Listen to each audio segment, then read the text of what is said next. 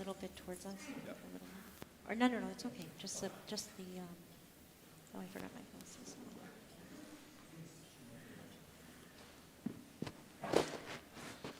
These are great. Shavua Tov. Shavua Tov. We welcome everyone. It is so nice to see people here in the building, and we welcome everyone who is with us at home streaming. I am very proud of Temple Har Zion's commitment to Holocaust Education Week and to always having wonderful programs each year, and we are really glad to be back. Just before I forget, because I was worried I would, before we begin Havdalah together, this is Cantor Rachel Littman, our brand new cantor. Well, sort of new cantor, yeah. A year. And I just want to announce before we begin that anyone who has questions from home for our speaker can email me. I am rabbi@hartzion.ca. Okay, so either during or following Renata's talk, you can email me questions from home and I will try to relay them. For those of you who are here, you will have a chance to offer them in person. And we are going to begin together with Havdalah. Everyone is invited to sing along softly in your masks. If you're at home, you can sing along as well. The liturgy will be on the screen here, as well as on your screens at home.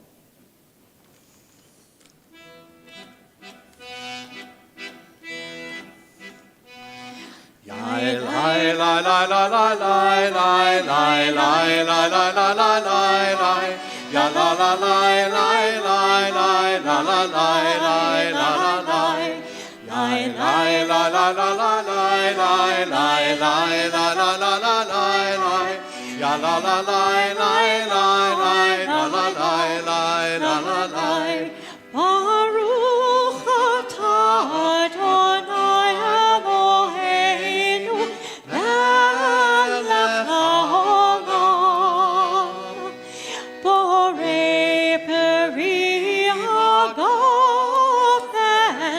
borei peri hagafen yalalai lai lai la la la la lai lai lai lai la la la la lai lai la la la lai lai lai lai lai lai lai Baruch atah Adonai Eloheinu melech haolam borei minei v'samim borei minei v'samim yai lai la la la la lai lai lai lai la la la la lai lai la la la lai lai lai lai lai Baruch atah Adonai Eloheinu melech haolam borei meorei ha'esh borei meorei ha'esh yadadai lai lai la la la la lai lai lai lai la la la la lai lai la la la lai lai lai lai lai Baruch atah Adonai Eloheinu melech haolam hamavdil ben kodesh lechol ben or lechoshech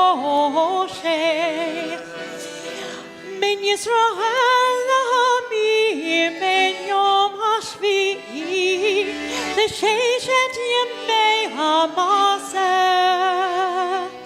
Baruch atah Adonai hamavdil ben kodesh lechol yadai.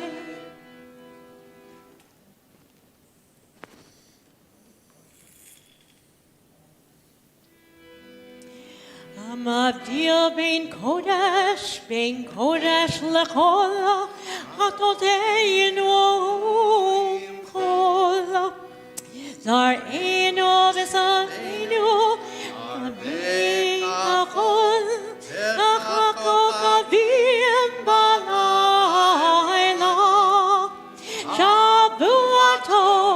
Shavua Tov, Shavua Tov, Shavua Tov, Shavua Tov, Shavua Tov, Shavua Tov, Shavua Tov. Eliyahu Hanavi, Eliyahu Hatishbi, Eliyahu, Eliyahu, Eliyahu Agiladi, Bimera veyamenu, Yahvo Eleinu, Imashiach ben David, Imashiach ben David, Eliyahu Hanavi, Eliyahu Hatishbi, Eliyahu, Eliyahu, Eliyahu Agiladi. Shavua Tov. Shabbat Tov.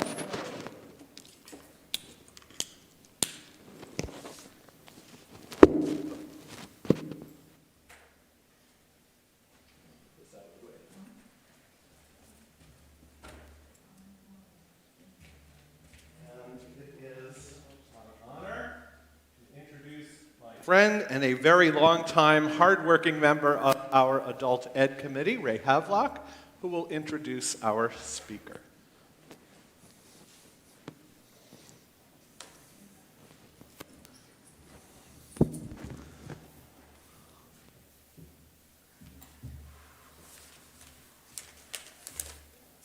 There we go.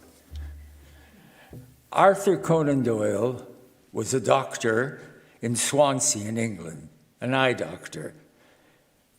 He was young, he started out, he didn't have very many patients, so to fill in his time, he thought he'd do some writing. And since people like the poet Poe, Edgar Allan Poe, had written detective stories, he decided he would take his hand at writing a detective story. How did it turn out? The results are elementary. Conan Doyle was many people in the medical field who turned to writing. Tolstoy, William Butler Yeats, even Gertrude Stein was studying medicine. She got bored after 4 years and dropped out. But many people in the medical field have taken up writing successfully, as has our guest tonight. Dr. Krakauer had various roles as a civil servant, and she retired as president of the Health Sciences College. She has written many short stories, which have appeared in various literary magazines, as well as in the Globe and Mail. And she has had 3 anthologies as well. The work we're looking at tonight is her first novel, but she's working on her second novel, which I await eagerly. She is the child of Holocaust, and she is well versed in the problems of Holocaust people. The book itself illustrates one of 3 types of Jews there are in the world. There are Jews by birth, there are Jews by choice, and then there is the third group. Madeline Albright is part of that group, Jews by surprise. These are people who didn't know they were Jewish until it was revealed. There's more of these coming out. When my wife and I were in Poland several years ago, saw the Auschwitz, there was a young woman who was playing part of a trio in a restaurant we were at. She sang in Yiddish. She played the violin. The other 2, one of them played the accordion. The other was a bass violin. And she had just found out from her mother that she was Jewish. Because I came up, I told her, you have a Yiddish neshama. And she told me, well, yes, she did. So it's a very interesting topic. And we look forward to hearing Renata speak about it. And without further ado, Dr. Renata Krakauer.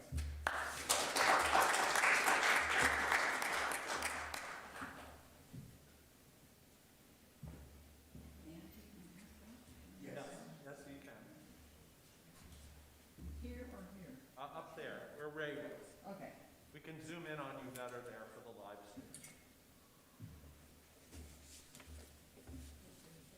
stream. Good evening. Shavua Tov.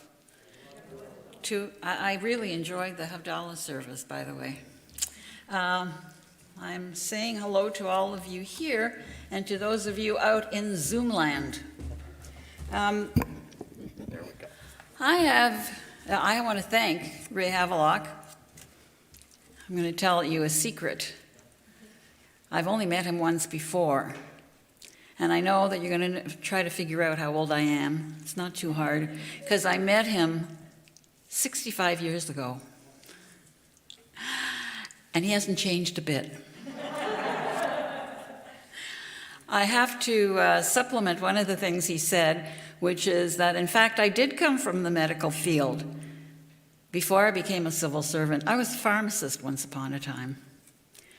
And the second thing I have to say about what Ray has just told you is that he almost gave the story away, and I'm not happy about that, because I want you to read it yourself.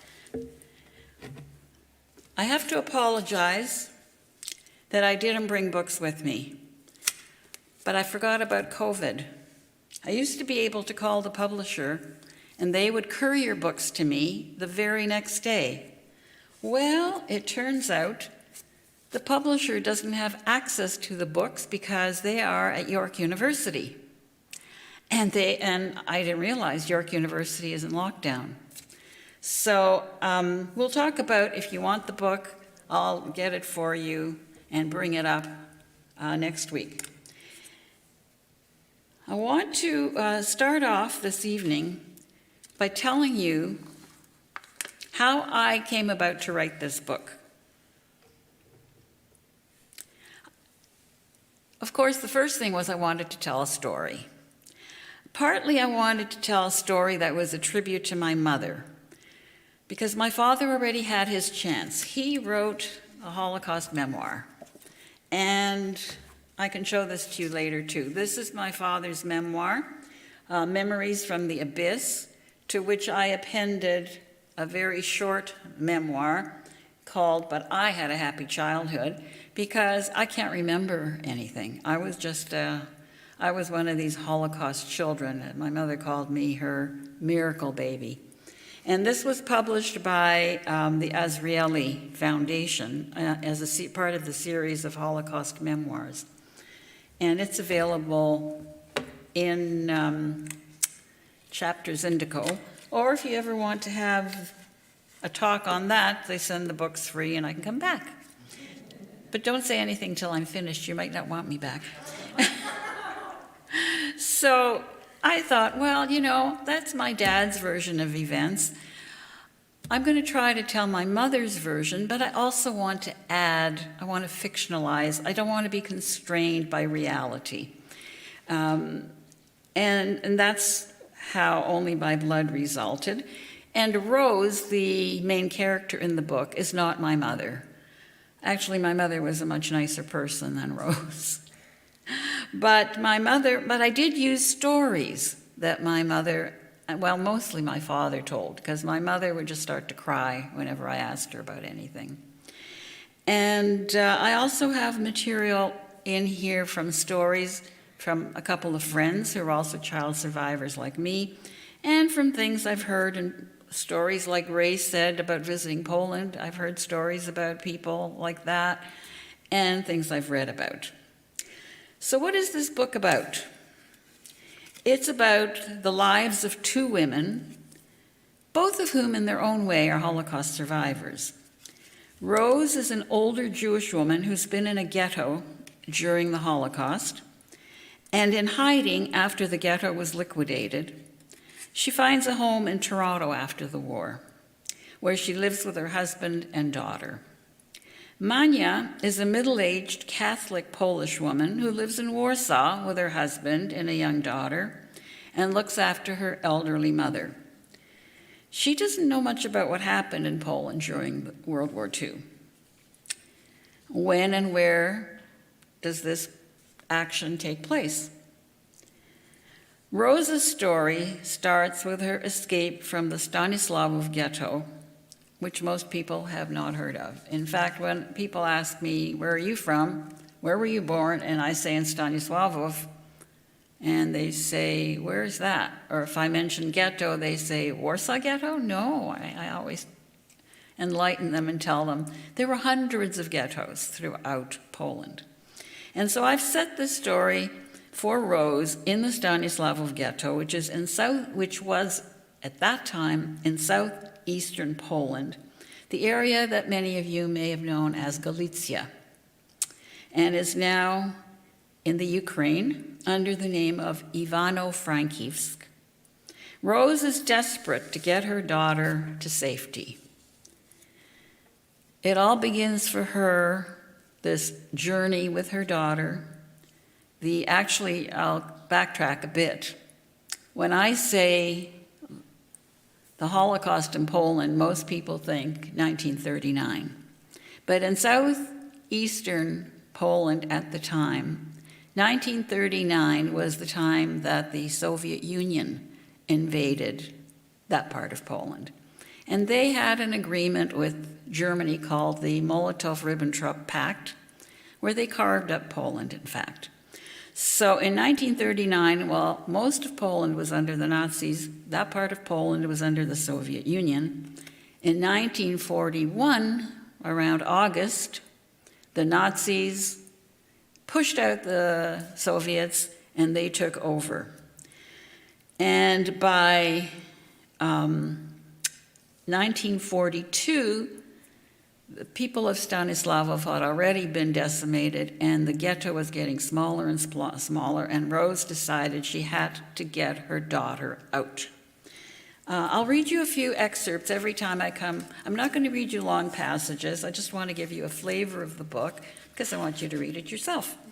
But I'll read you this passage, which talks about some of what she had to put up with.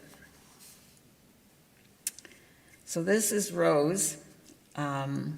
Whatever else happened, and her name at that time was Róża in Polish, Róża had to save the baby. Filled with fear at the enormity of what she was about to do, she turned to the infant lying next to her on the floor, her nerves thrumming like the overhead electrical wires that had been installed in the town when she was a girl. Getting to her feet, she gently picked up the tiny bundle of rags, trying not to wake her. She stroked the fine brown curls and the silky cheeks with a fingertip, nestled the baby's head under her chin, and stepped as lightly as a dancer around the sleeping bodies crammed into every square foot of the floor. After all this time together, the smell of their unwashed bodies still made her gag. Every snore and snuffle startled her. What if someone woke up and saw her? But all the lumpy shapes, wrapped in shabby blankets against the cold seeping in around the windows and doors, lay still. Only the moon, peeking in through the torn sheer coverings on the windows, witnessed her departure.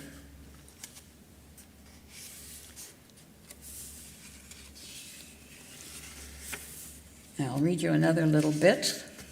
She makes her way through the main gate.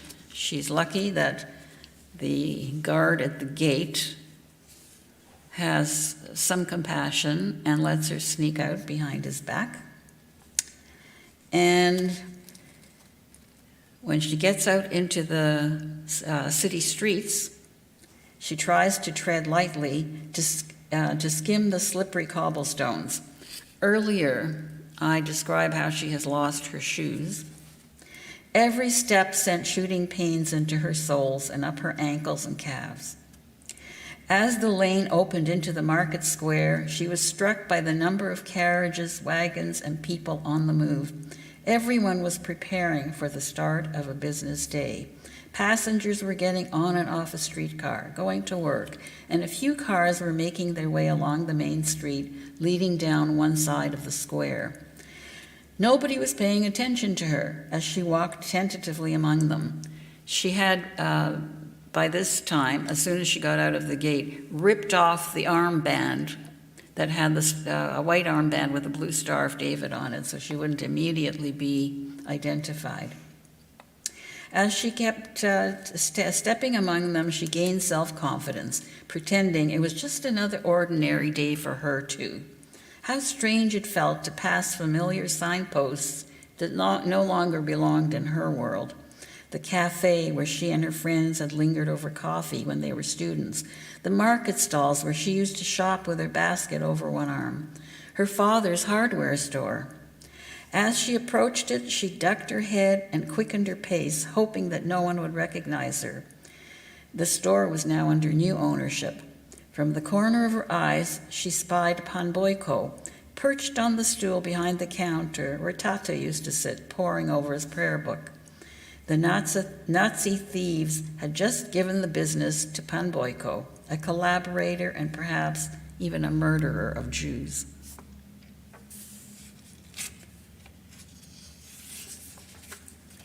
And then she's on the road, and it's a very scary time for her. She has to hide in the ditches as the peasants pass by, and she's never been afraid of the peasants before. But as the last peasant trudged by and the final cart tumbled past, Rosa got up from her crouching position, chilled and soaked by the intermittent rain that fell like tears from a weeping sky. She touched her lip to the baby's cheek to check if she too was cold. But Hanka felt warm and dry. It was time to move on and stay safely off the road. The fields did not provide much protection either, as vegetation was sparse, but she had no choice.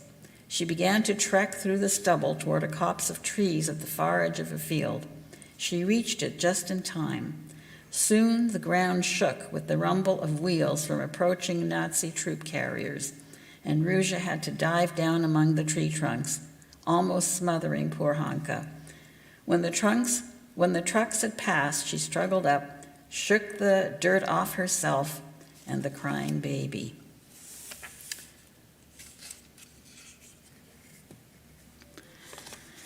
So that's how we start with Ruja's story, and it proceeds forward until about halfway through the book. We meet Ruja in Toronto and her life as it develops to the present time. In alternating chapters, I tell the story of Manya. Manya works as a doctor, and she picks up clues about the war and her mother's life right at the beginning of the book from a patient. And I'll read you how she picks that information up. I knew your mother's family, you know, the old man says in his country accent. Manya stops short, her stethoscope in her hand. She gazes at Janusz Boyarsky's face and says stupidly, "You know my mother?" It is amazing what she learns from her patients, but this is completely unexpected coming from the man sitting on her examining table. His face a weathered map of wrinkles, his wiry body reflecting a lifetime of physical labor. How had he ended up in Warsaw? And what connection does he have to her mother? She applies the stethoscope to his back while trying to hear his words. He says, "Our families were neighbors in the village. Actually, your mother was a little older than me. It was her sister Irena who was my koleżanka, friend. And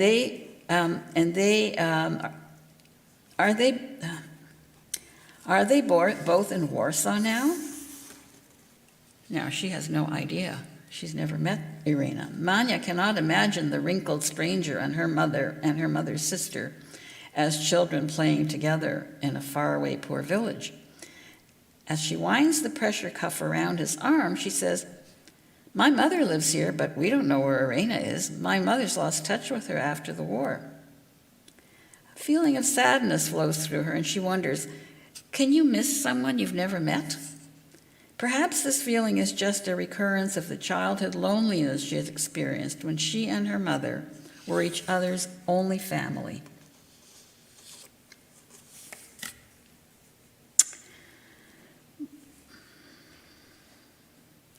Now, you might think that Manya could ask her mother about her family, about her sister, and about what happened, but her mother is very closed-mouthed. She does not share information easily. She asks her questions and doesn't get very far. Manya tries to steer the conversation with her mother to the past. Perhaps she can get Christina to tell her about the family that Manya has never met. She mentions Pan Boyarsky, the patient, who was a neighbor from Christina's village, and who came to see her at the clinic yesterday. Christina says in a clipped voice, "Never heard of him." "But Mama, he remembers you. He said that he was a friend of Irena's." "He's a liar." "Why would he lie?" "I don't know. Why do people lie? Maybe he wants to get on the good side of his doctor." "Oh, Mama, that's ridiculous. Why won't you ever talk to me about your family and your life in the village? My patients tell me all kinds of stories."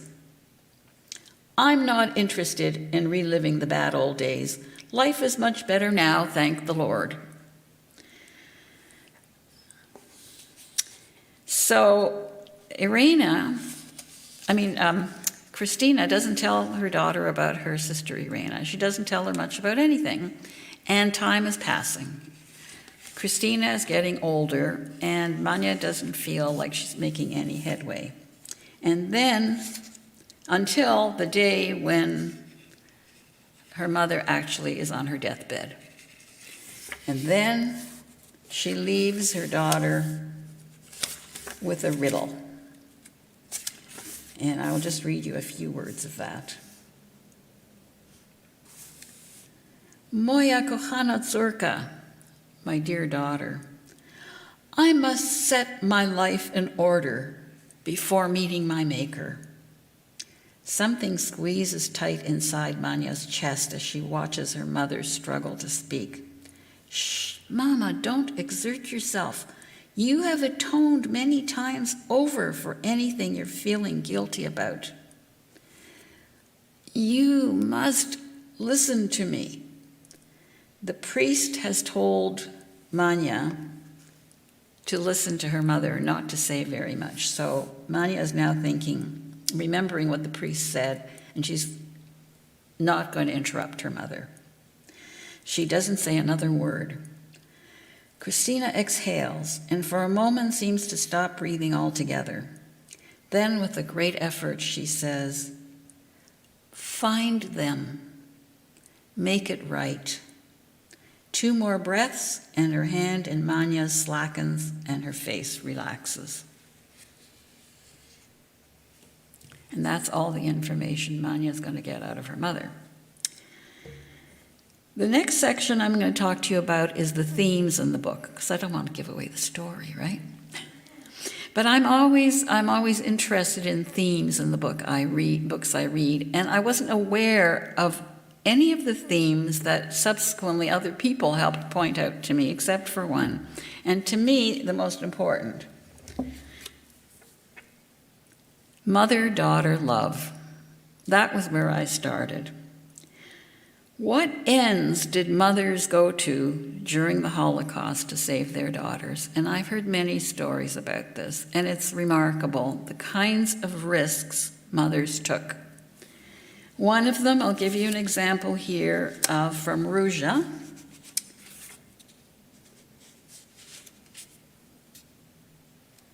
Page 20.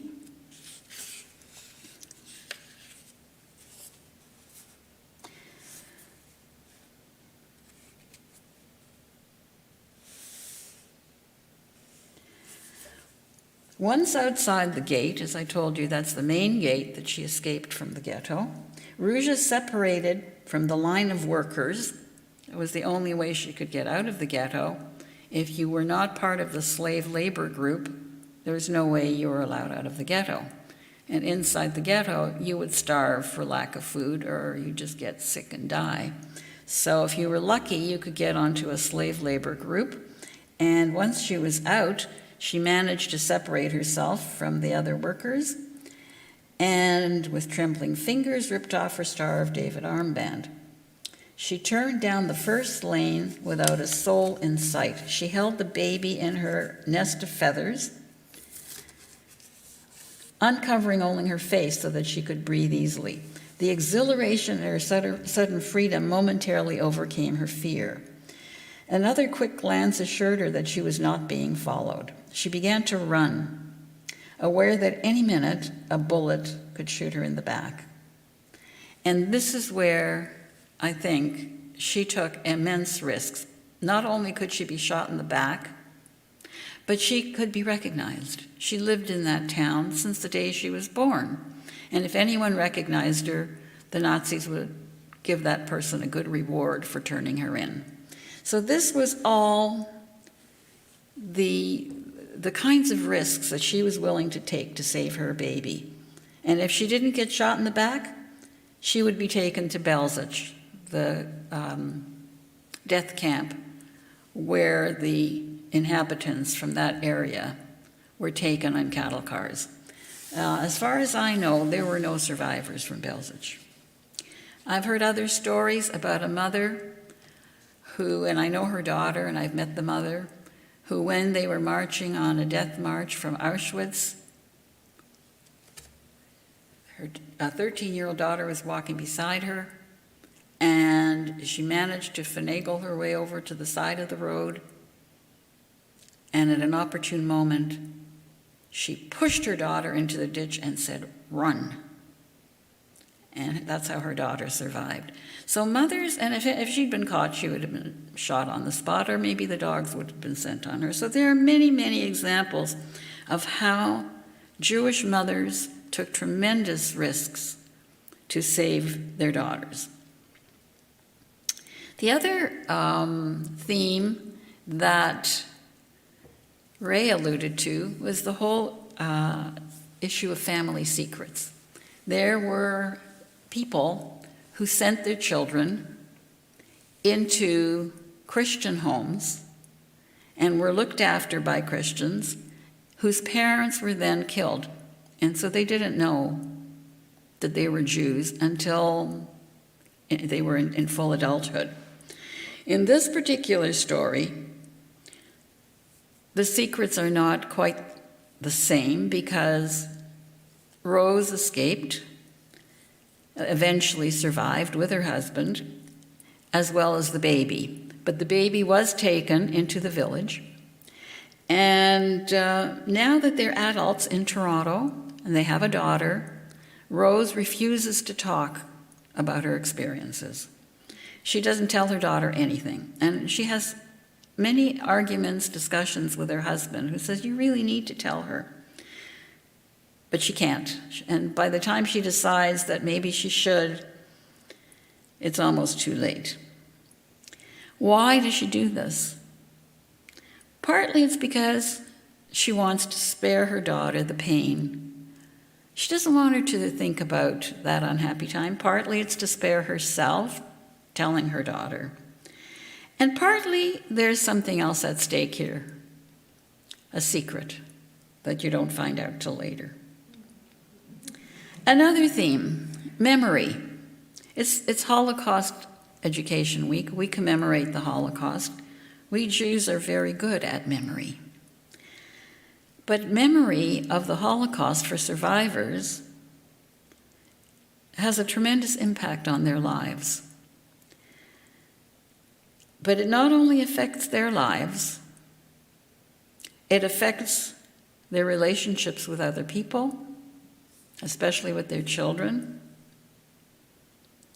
and it affects the next generation, and now researchers are saying that it even affects up to the third generation. Now,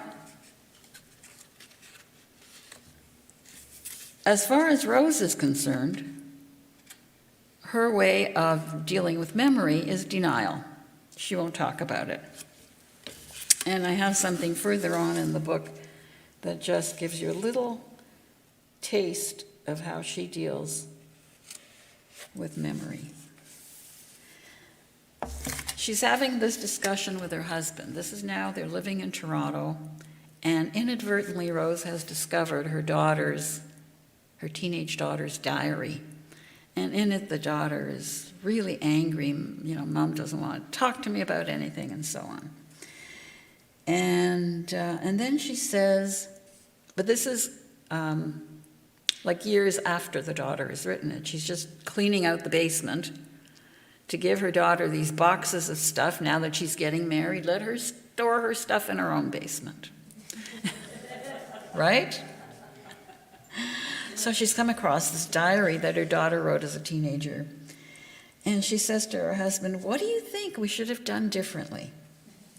And he says, "I'm no child psychologist, but maybe we could have got help at the time that this happened. Maybe we could have explained things to her at a child's level." She nodded. "I was selfish. I was only thinking of myself and my own pain." He says, "We were traumatized.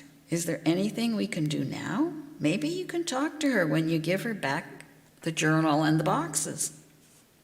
"No, it's too late. She's happy now. Why open it all up again?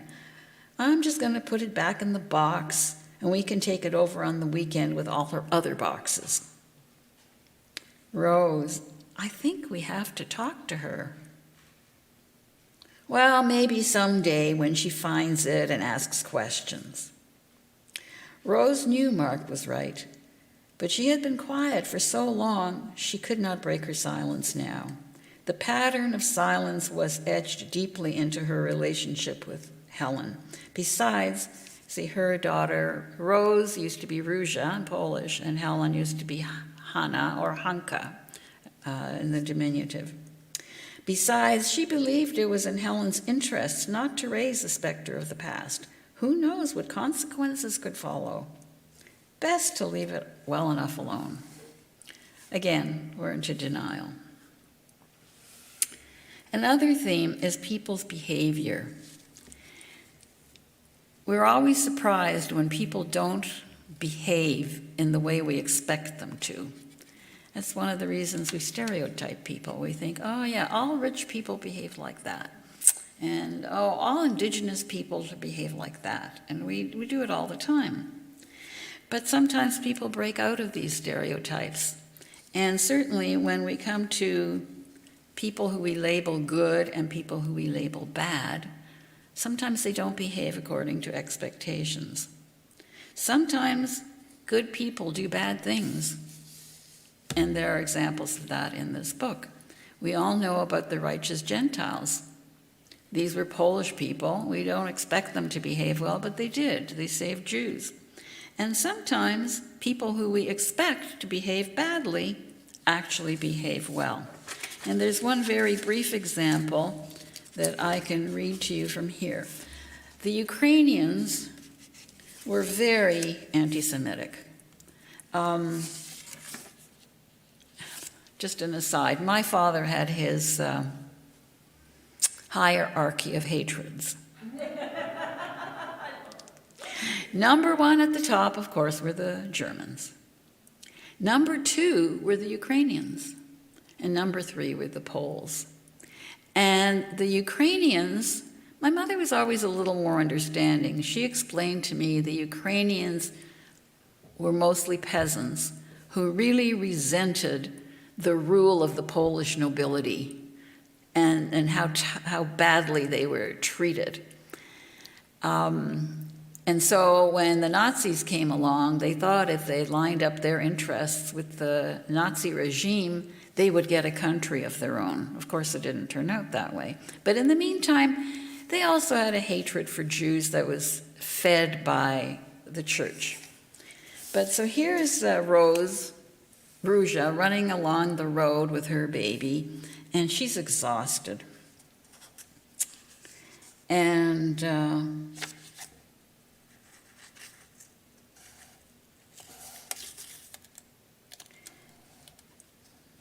in her dazed state, she did not hear the crunching of wagon wheels until the cart was right beside her. Looking up, she saw an old man pulling a scrawny horse to a stop and staring at her from under bushy gray eyebrows. Around his shoulder peered a round-faced, wrinkled woman in a peasant kerchief.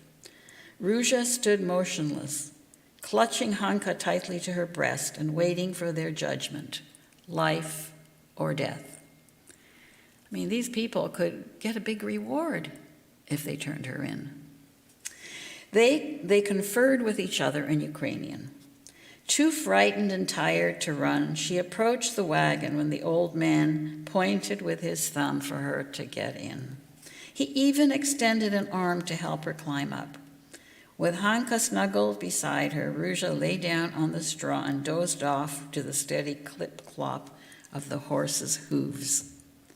So here was a man whom she expected he could turn her in, and that would be the end of her. But he surprised her. He behaved well, and he led her. You know, she had a bit of a rest in the wagon, and she got closer to the village where she was intending to go. Of course, dealing with the Holocaust, we're dealing with anti-Semitism, pure and bare in its worst possible form, in its rawest form. And in relation to that, I'll give you a couple of examples that show anti-Semitism at the time maybe in a more subtle way. And one is the title of the book. I've been asked this by people. Where did you get the title of the book? Well, this is a phrase that is used in the book by a nun who is reassuring one of her congregants, or one of the people that she is trying to help, that even if there's Jewish ancestry that may be in this woman's background, you know, it's only by blood. You're really a Christian. Now, she thought she was, you know, doing a good thing for this woman. However, from the Jewish perspective, think about it. Think about what the Nazis believed. They believed that even one drop of Jewish blood tainted an Aryan person. 1/4 Jewish blood qualified you for death. So what does blood mean in defining Jews? It suggests the Jews are a race, hence the Nazi racial laws. In contemporary times, those who are most anti-Semitic claim Jews are a race. But we are not a race. We are a people, according to the Bible, a kingdom once upon a time, and a civilization, according to Reconstructionist founder Rabbi Mordecai Kaplan. Certainly, we're not only a religion, although it's a major part of our identity, since many Jews identify as Jews without religious observance. Another instance of this, I wouldn't call it a subtle form of, but it's not direct form of anti-Semitism, was when the Poles were faced with the survivors returning home. Do you think that they welcomed people? Oh, how nice to see that you survived. We're so happy you're back. Far from the truth. So one example, what happens with Ruja and her husband, Marek, when they come back to their town and they walk down the street.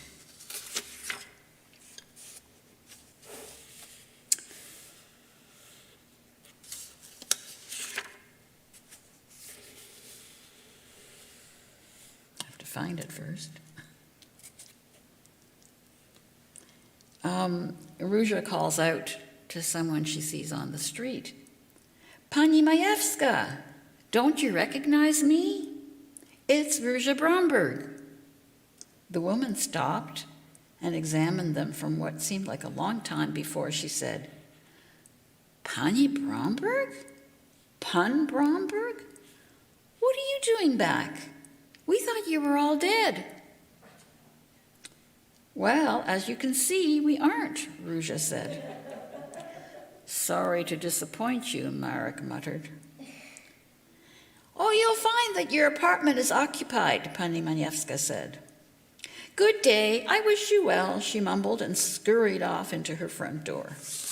Sure enough, when they reached their apartment and knocked on the door, Pan Romaniuk, the caretaker of the building, came to open it and stood gaping at them. We're back, Marek said.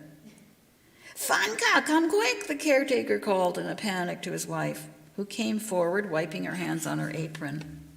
Boże mój, she said, we thought you were dead. As you can see, we're not, Marek said again. Ruzha wondered how many times they would have to repeat this over the next few days. So far, she had detected no welcoming warmth for their return. She suspected that this would be the prevailing tone of all their former so-called friends and neighbors. After all, they had all disappeared or made a hasty retreat or stood watching as the Jews had been herded into the ghetto. Pan Romanik and his wife turned their backs to confer in rapid whispers, leaving Ruzha and Marek standing in the hallway. When they turned around, Pani Romaniuk said, I'm very sorry to tell you that when you didn't return, the Soviet authorities gave us this apartment. We have a certificate. It's all official. Marek said, I think it was the Germans who allowed you to take over our home, and the Soviets let you stay because you lied and said that you've always lived here. The color rose in Pan Romaniuk's face. Now, see here, we didn't know you were coming back. We are the official tenants, and if you want to do something about it, you'll have to deal with the authorities. We don't intend to move. Pani Romaniuk stood in front of her husband and said in a conciliatory tone, Why don't you come in and I can make you something to eat? Peering over her shoulder, Ruzha could see her mother-in-law's mahogany dining room table, chairs, and china cabinet, she said. And you will serve us on our own dining room table?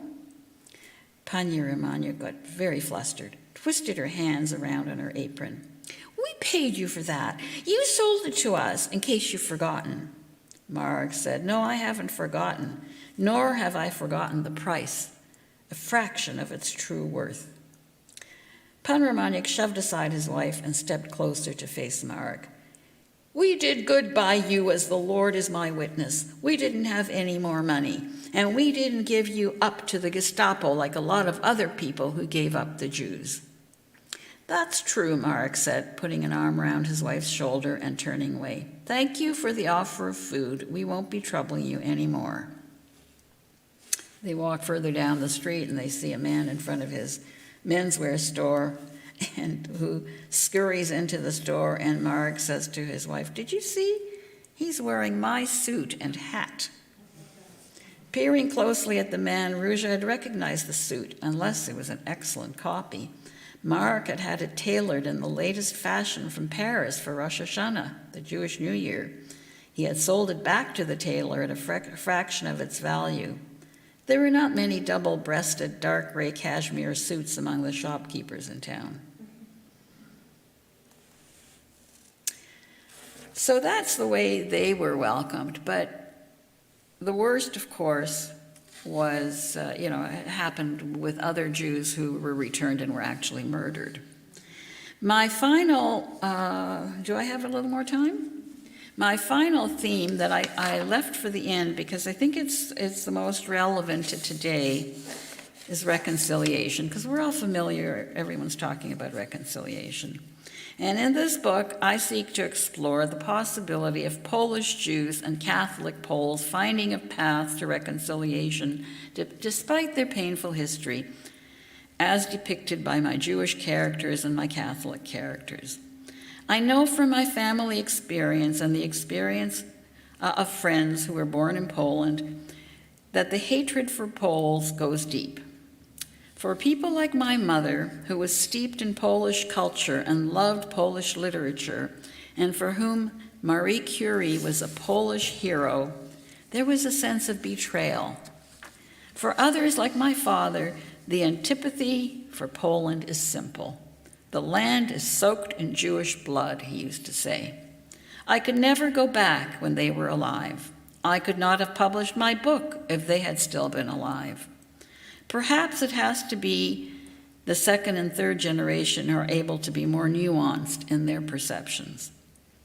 Unfortunately, Poland recently, in 2018, enacted a law that is intended to defend the good name of Poland. Have you heard of this law? As a result, anyone who writes or does historical research, makes a film. How many saw the film Ida? It was here with the Jewish Film Festival, I believe, in 2014 or something. Fine film. Oh, the Polish government hated that film, and so did the people. When it suggests that there were Poles who collaborated in the murder of Jews, they can be prosecuted. Many Poles were declared righteous Gentiles, but far more were collaborators or did nothing to help Jews under Nazi persecution. So I have found two articles about two professors who I thought it was very interesting. One was Professor Jan Grabowski. Have you heard of him? He's a professor at in Ottawa, and he wrote a study with a woman named Barbara Engelking, and he was charged with being guilty of libel. What did he say? A single paragraph in his 1,600-page research study entitled Night Without End, The Fate of Jews in Selected Counties of Occupied Poland, that paragraph claimed that during the Nazi occupation of Poland, Polish Mayor Edward Malinowski allegedly revealed the location of Jews hiding in a forest nearby, which resulted in their execution. The case against Grabowski and Engelking was brought forward by the deceased mayor's niece, Filomena Leszczynska. She won in the lower court. Thank goodness a higher court overturned that verdict. The other professor was Jan Gross. Now, I'm sure you've heard of him because he wrote the book Neighbors, which was later made into a movie, and it's about Jedwabne, where the Poles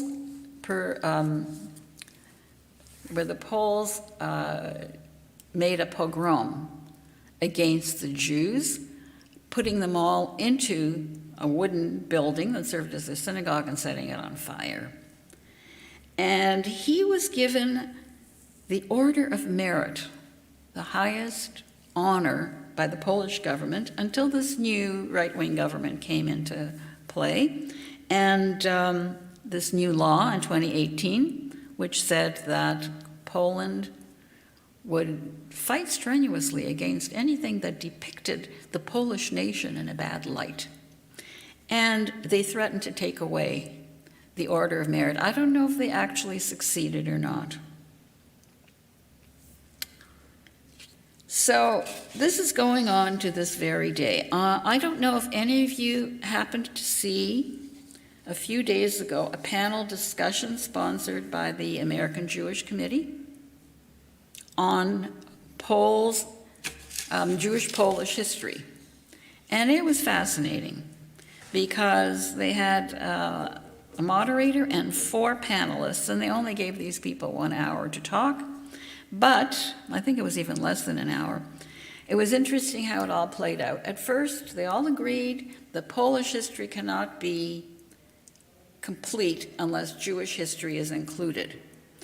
Jews made up 10% of the Polish population before the war. Of the urban population, Jews were 30%. It was only in the rural areas that they were a small percentage. Certainly in the city where I was born, the Jews were 25 to 30%. They were 30% of the Warsaw population. And in this panel discussion, it became very heated when the issue came around to Polish history of the Holocaust currently being stifled by the Polish government. One of the speakers made reference to the reconciliation process that is currently going on in Canada with the Indigenous people and the necessity of revisiting the historical record. How painful that process is, as we know. A country must be prepared to face its own shameful past. In my opinion, unfortunately, Poland is not yet ready to do that. In my own small way, I have tried asking that question. Can Polish Jews and Polish Catholics ever be friends?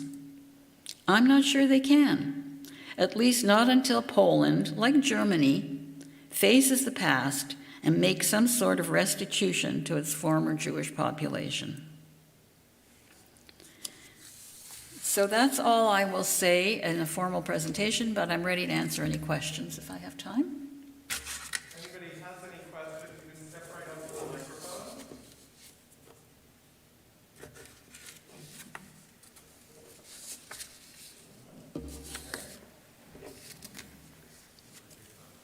There's a question that's been bothering me for a number of years now, and this brings it out. A question that they haven't solved in the state of Israel either. What is a Jew? Because the young doctor in your novel discovers that she was Jewish. We'll go the whole story, buy the book and read it. And she's told by the nun, only by blood. And there are Jews who didn't go through the Holocaust, but the only thing Jewish they did was be born, which they had nothing to do with. I mean, we all get born, but we have nothing to do with it. And their parents, or at least the mother, was Jewish, so therefore they're Jewish. The question is, the woman in the novel has been brought up as a Catholic, lived as a Catholic, she goes to church regularly, she's brought her daughter up that way, even though her birth mother, not the one who raised her, but her birth mother was a Jewish lady. Under halakha, she's Jewish. I'm not sure. I'll have to ask the rabbi this. But the question again, is she? Okay. It bothers me because the definition of what is a Jew has become so nebulous. Can I tell another story before you answer this, Rabbi? Have any of you seen the film, oh my goodness, you know, this aged brain. It's about a priest who discovers at the age of 35 that his parents were Jewish Holocaust victims.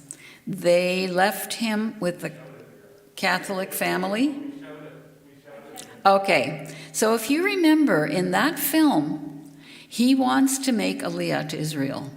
And he is told in the citizenship office, you cannot invoke the law of return. He says, my parents were both Jews. You cannot invoke the law of return while you are practicing another religion. Now, what is the official position? Okay. That was the government position, but the religious position. Yeah. So, yeah. So it's a difficult question because Israeli law is different from Jewish law, right? In Jewish law, technically, someone born of a Jewish mother is Jewish. But if they've never been brought up Jewish, if they've never, if they were brought up in a different religion, at least in our movement, we would recommend that they go through some kind of education, some kind of affirmation ceremony. Maybe go to the mikveh. We wouldn't necessarily require it, but so that they can affirm for themselves their origin. So in the Orthodox world, they may not require that at all. But we would, because being Jewish isn't just about who you're born to. And that, I think, is a theme that you've talked about. It's not only by blood, Right. It's partly, but it also is about who you are and how you're raised. So I gave you an answer that's not concrete. Yeah. No, I like your answer. I'm a rabbi, so. I think that if it were only by blood, again, it would be like a boomerang. It would hit us Yeah. back where we don't want to be hit. Right. Now, can I tell you a story about my cousin? It was a very similar story. I mean, I get these stories from my family, from my friends, even though I twist them around a little bit. But this is true. My mother had, all their family, brothers, sisters, aunts, uncles, and so on, were murdered by the Nazis. But my mother had a very big family. I think she had about 7 brothers and sisters who were still alive, besides the ones who died in infancy. 2 of her brothers were very committed communists and very committed Polish patriots. And when the Nazis came in, they ran to the Soviet Union. And the older brother, who was a brilliant man, he got a very good job with the government, and the younger brother managed to get a job as a surveyor with the army. Now, neither one of them was particularly interested in identifying as a Jew. When they came back, they were both married to Catholic women. And the older brother, whom my mother adored, because he was very good to her, when she wanted to go study pharmacy in Prague, he gave her money. Her father had run out of money. His business wasn't doing well. It was the Depression in Poland. So she adored him. But my father, who was very, the Yiddish word verbissen, he was very verbissen. They had a cross over their bed in the bedroom. No way he wanted to have anything to do with those people. No, my uncle did not convert, but he wasn't a Jew either, as far as my dad was concerned, and I would agree with that. So the wife, my aunt, was a very devout Catholic. Her only child was a daughter, 5 years older than me. She still lives in Warsaw, also a devout Catholic. Now, it's interesting how I said to you how the influence of the Holocaust and the influence of the war is felt unto the 2nd and 3rd generation. Their granddaughter, that's the one who is of my children's generation, found out about the Jewish roots, that her grandfather had been Jewish. She's married to a German professor who is nothing, he says. He's an atheist. And when she asked her mother about did any of the Jewish relatives survive? See, my father said, we cut off all relations with these people. After what we went through, we don't have to deal. And my mother, of course, was very sad about this. But when my cousin's daughter asked about did any Jewish relatives survive, her mother said, yeah, there was one who did, the great aunt, and that's my mother, lives in Canada. Where? I don't know. But my maiden name, as you would see in this book, was Tannenzapf. I can tell you there's no other Tannenzapf in Canada. And she and her husband came to Canada because her husband's a professor, and he got a several months assignment, an exchange from his university to Queen's University, and so he brought the family. It was in the summertime, and they found my parents, who were at the time, or before that time, living in Hamilton, but by that time, I had brought them to Toronto, and they were at Baycrest. So he tried the telephone number there, and they couldn't find them. Surprisingly enough, he came back again with the family the next year. They found my mother's picture in the Baycrest newsletter. And, of course, by the time I wanted to bring them to see her, my mother had died. I brought them to see my father, and I said, be prepared. You know, you're Polish and your husband's German. My father may not welcome you. Well, you know what? Even an old dog can, what is the expression? Learn new tricks. He was delighted with them. Well, of course, they listened to all his stories. And my cousin's daughter, so she's my first cousin once removed, became very enamored of Judaism. When I went on the Jewish women's trip to Israel with Elise Goldstein, and I took my 2 daughters with me, and I told my Johanna, who lives in Germany, about it. She wanted to come too, and she joined us. To make a long story short, Johanna has converted to Judaism. And she had to go, I mean, she converted in the Reform movement, but she had to travel to Frankfurt. They live in a village about an hour's drive from Frankfurt. She had to drive every week. She has now become she became very actively involved in the synagogue in, I forget the name of the town, in Mainz, with the synagogue and with Jewish refugees. And she wears a Magen David proudly, openly, and her husband and children both support and are very admiring, and I think that her son may be on the verge of converting too.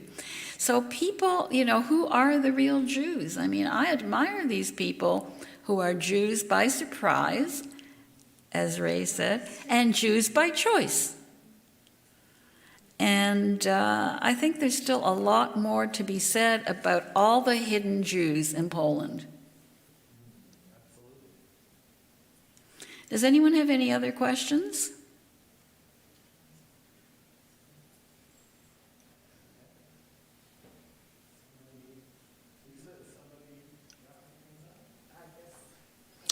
Well, I guess I answered them all, didn't I? Thank you. And if anyone's interested in ordering any books, just leave your name with me and I will deliver some up here. Come and talk to me after this, okay? Yeah, thank you so much for enlightening us on this. I was so happy with Ray connecting us with you so that we actually had a program. That was wonderful. Thank you.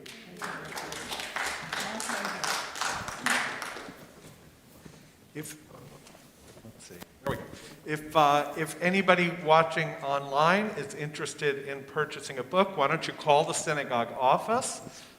Let us know, and we will keep a list. That way we can let Renata know how many to bring us. And thank you, everyone, for being here in person.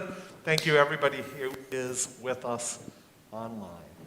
We are open for events. We're open for Shabbat and Torah study. All you have to do is register, be double vaccinated, and come and join us.